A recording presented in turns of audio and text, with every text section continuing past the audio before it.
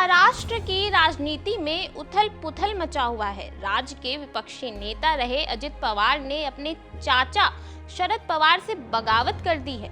अजित पवार की इस टकराव ने महाराष्ट्र की सियासी तस्वीर ही बदल दी है। दरअसल अजित पवार ने रविवार 2 जुलाई को एकनाथ शिंदे के समर्थन में डिप्टी सीएम के तौर पर शपथ ले ली है। वहीं अब 3 जुलाई को सरकार में शामिल एनसीपी के मंत्रियों की अजित पवार के घर पर बैठक होने जा रही है। जहां एक तरफ अजित पवार के घर पर बागी गुट की बैठक हो रही है, जिसमें वह सभी मंत्री शामिल हो रहे हैं जिन्होंने शिंदे सरकार को समर्थन दिया था। वहीं दूसरी तरफ एनसीपी चीफ शरद पवार आज सतारा पहुंचे हैं। वह यहां एक रैली को संबोधित करेंगे। शरद पवार ने कहा है कि आज महाराष्ट्र और देश में कुछ समूहों द्वारा जाति और धर्म के नाम पर समाज के बीच दरार पैदा की जा रही है। उन्होंने 5 जुलाई को सभी नेताओं और पद अधिकारियों को इसलिए बैठक पे बुलाया है। शिवसेना यूबीटी नेता संजय राउत ने प्रेस कॉन्फ्रेंस कर कहा कि आज गुरु पूर्णिमा है और हमारे गुरु बाला साहब ने हमें धैर्य की शिक्षा दी है। कल एनसीपी नेताओं ने अपने गुरु के साथ बेईमानी की जब कई चिताएं जल रही थी और वे शपथ ले रहे थे। ये महाराष्ट्र की राजनीति का काला दिन है। जो नेता भ्रष्ट हैं उन्हें जेल में होना चाहिए, लेकिन अब वे सरकार में हैं। उन्होंने आगे कहा कि बीजेपी पूरे एमवीए को तोड़ना चाहती है। 2024 के चुनाव के लिए हम सभी एक दूसरे के साथ हैं। बीजेपी के पास कोई मुद्दा नहीं है।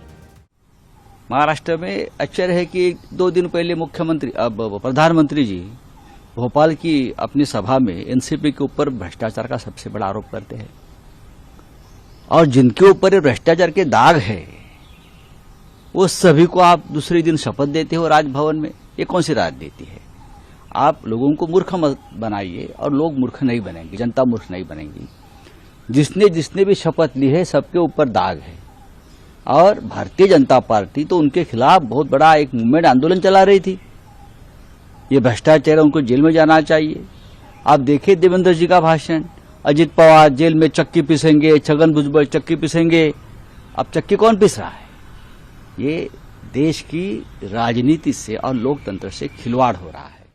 शरद पवार के भतीजे अजित पवार ने करीब 30 से ज्यादा विधायकों के साथ मिलकर शिंदे बीजेपी सरकार से हाथ मिलाया।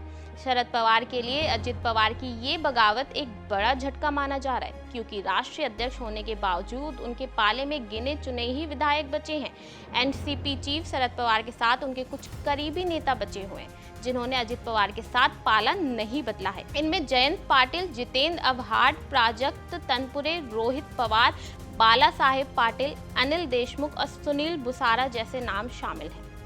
महाराष्ट्र का ये सियासी घटनाक्रम कई सियासी संदेश लेकर आया है। अजित पवार का महाराष्ट्र की सरकार में शामिल होने का एक मतलब ये है कि बीजेपी के सामने एकनाथ शिंदे की तोल मोल करने की क्षमता कम हो गई है, क्योंकि बीजेपी के पास अब ऑप्शन के रूप में अजित पवार आ गए हैं। अनुमान ये भी लगाया जा रहा है कि बीजेपी अपनी जरूरत और हालात के अनुसार एकनाथ शिंदे या फिर अजित पवार के साथ आगे बढ़ सकती है या फिर दोनों को लेकर साथ चल सकती है, लेकिन ये सियासी हालत पर निर्भर करेगा। साथ ही इस त्रिकोण दोस्ती की असली परीक्षा 2024 में सीटों के बंटवारे के दौरान होगी। आपको बता दें, कुछ विधायक ऐसे भी हैं जिन्होंने अब तक अपने पत्ते नहीं खोले हैं, यानी उनकी भूमिका अभी तक साफ नहीं हो पाई है। इन विधायकों में बाला साहेब आजबे, राजेंद्र सिंगड़े, आशुतोष काले और नवाब मलिक हैं। बताया जा रहा है कि अजित पवार ने इन विधायकों को भी अपने पाले में खींचने की कोशिश की है, लेकिन अब सभी को राजनीति के दिग्गज माने जाने वाले शरद पवार के अगले कदम का इंतजार है।